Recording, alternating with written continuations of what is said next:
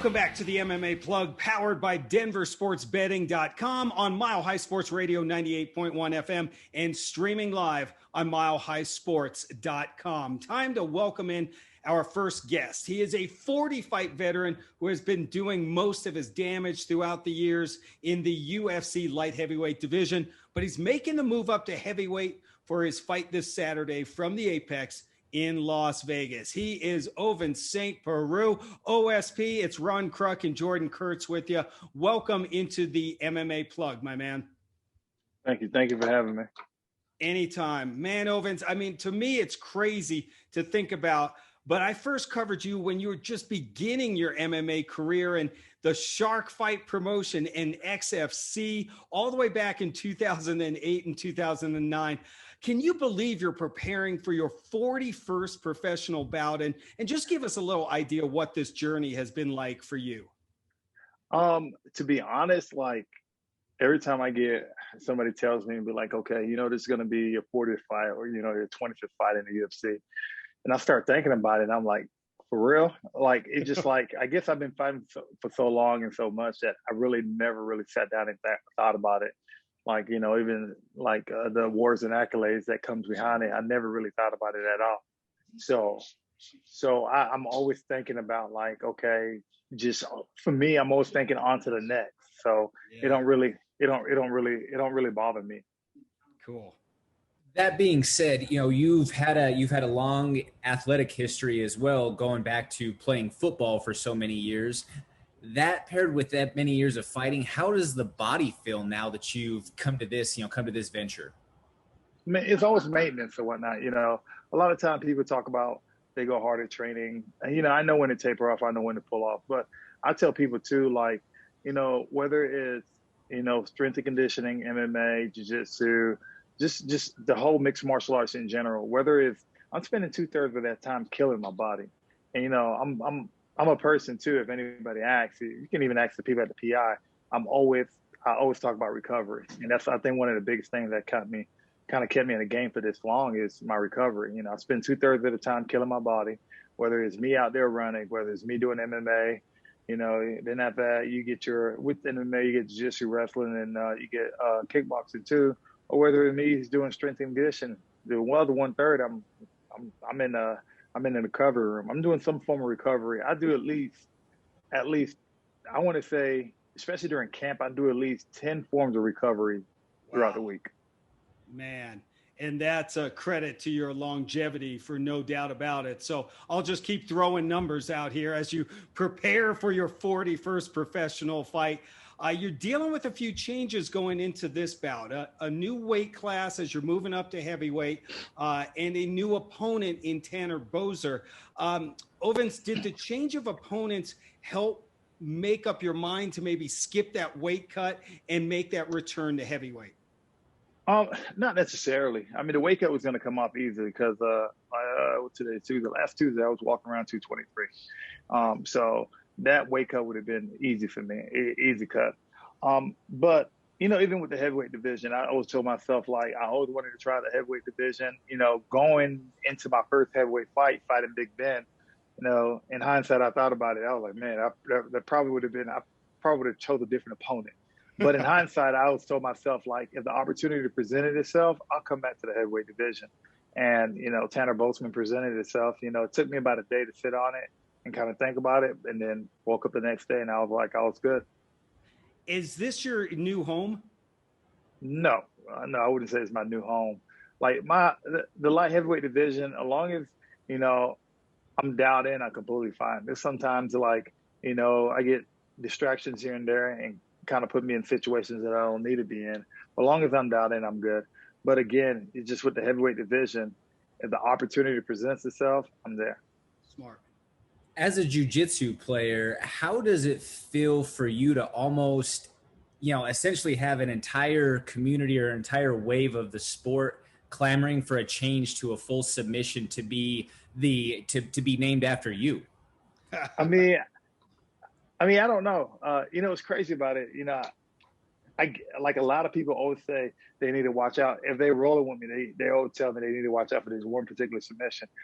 Like, I do it so much to the point I'll put myself in guillotines, I put myself in certain positions just because I know you're going to grab. It's just instinctually you're going to grab the neck, and you put me in my favorite position. But you said as a jiu-jitsu player, I think my ground game is pretty good, but I don't think it's like one of those top-notch jiu-jitsu guys or whatnot.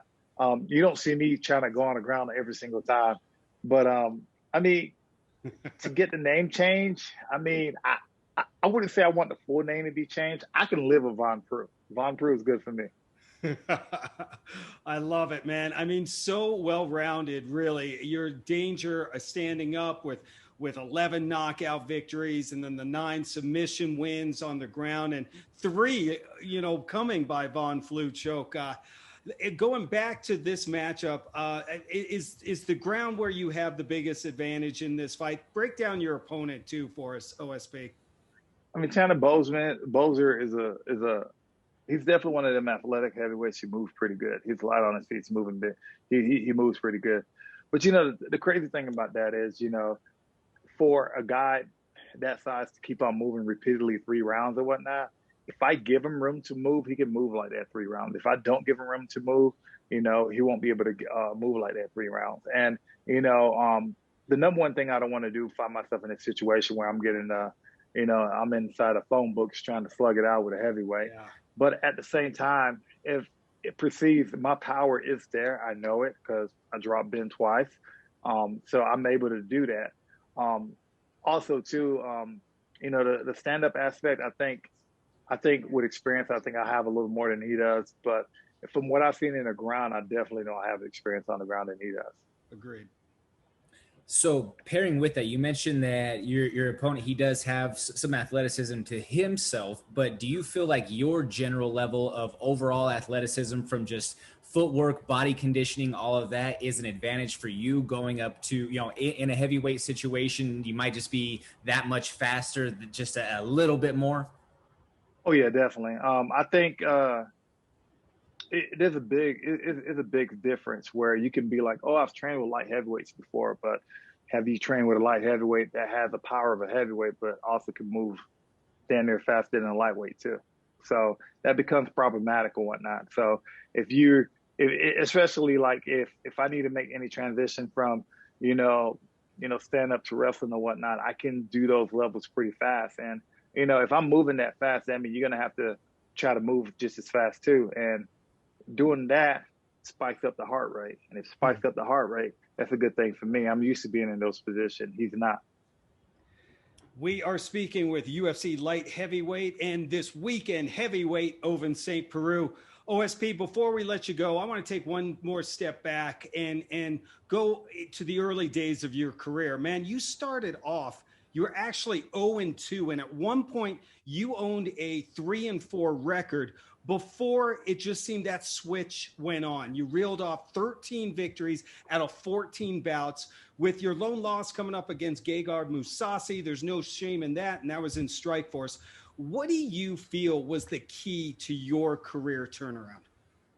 I had a realization with myself, kind of had to sit down with myself, I think that year, it was crazy because that year I sat down with myself. It was just like, okay, my career ain't going too good. What am I going to do? Should I quit? And I was like, you know what? I'm just going to give everything I got for this full year. And it was crazy because like I sat down and literally everything just started clicking.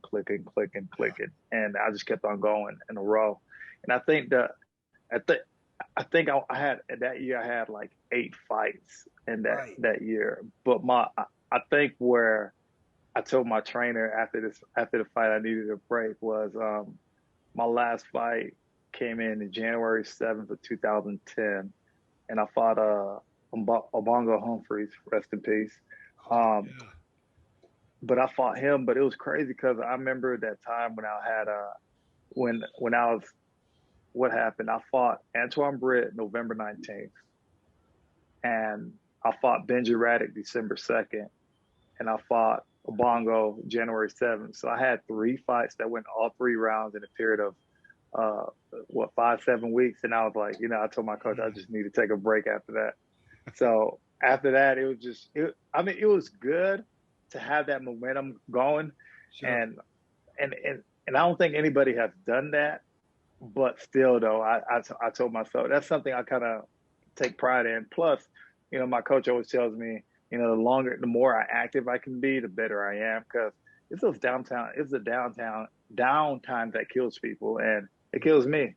Because after a while, but if you know you don't have anything coming up, if you know you possibly don't have anything coming up, you know, let me just keep my feet up. You know, I'm just gonna, you know, I'm not gonna work out as hard as I need to. I could skip a workout or two or whatnot. And I know myself, as long as I keep myself active, I can go. And plus, the older you get, you know, the more you sit around, the weight, they get up there a lot quicker and they're a lot harder to put out. You know, when you were younger, 5 pounds in one day is nothing. Now, I hope for 2 pounds in that day.